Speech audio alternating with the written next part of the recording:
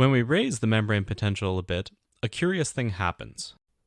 Raising the membrane potential opens the voltage-gated sodium channels, which lets sodium flow into the cell, which raises the membrane potential, which lets even more sodium in. It's a positive feedback loop. And in just a few hundred microseconds, the membrane potential, which was once holding steady at negative 70 millivolts, has now swung well into positive territory, almost completely reversing polarity.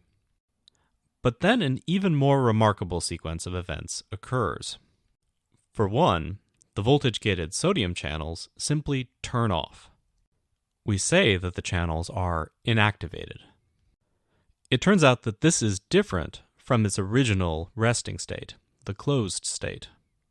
You see, these channels have another voltage-gated mechanism in their structure that closes the channel when the voltage trends positive. You can think of this as being a bit like a ball on the end of a chain that plugs up the entrance to the pore. Even if the pore is still open, nothing's getting through. This mechanism temporarily inactivates the channels for a period of time very soon after the channels open. The dynamics of this mechanism are slower, and the channel becomes inactive for some time. Now, this inactivation stops the mad dash of sodium into the cell, but it doesn't get us back to normal. We're still pinning the membrane potential in positive territory. This might be okay if we only needed to send, say, one signal, basically ever, but obviously we need to be able to send lots of signals, and fast.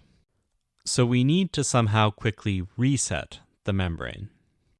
For this, the membrane has, you guessed it, yet another voltage-gated channel, this one selective for potassium.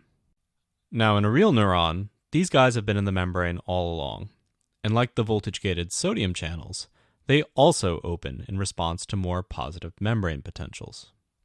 But they're just a bit slower than the voltage-gated sodium channels.